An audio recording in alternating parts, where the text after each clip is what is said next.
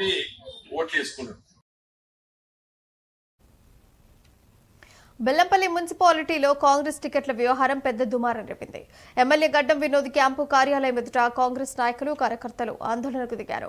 Party కోసం సంవత్సరాలుగా కష్టపడ్డ వారికి టికెట్లు ఇవ్వకుండా డబ్బులిచ్చిన వారికి టికెట్లు అమ్ముకున్నారని ఎమ్మెల్యే వినోద్పై తీవ్ర ఆరోపణలు చేశారు.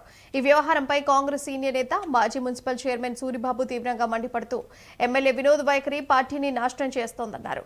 కాంగ్రెస్ లో ఇలాంటి పరిస్థితులు కొనసాగితే తాను పార్టీకి రాజీనామా చేస్తానంటూ సూరిబాబు బహిరంగంగా ప్రకటించారు.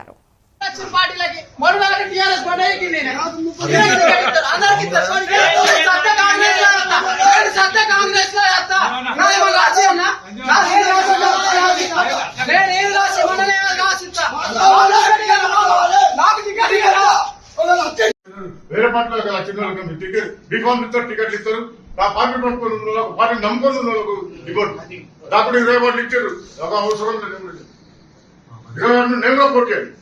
నేను చెప్తున్నా కాంగ్రెస్ పార్టీని ఇమీడియట్ రాజీనామా చేస్తున్నాం. నేను డీసీసీ ప్రెసిడెంట్ అధ్యక్షుడు డీసీ ఆయన ముందు చెప్తున్నాను, రాజీనామా చేస్తున్నాను.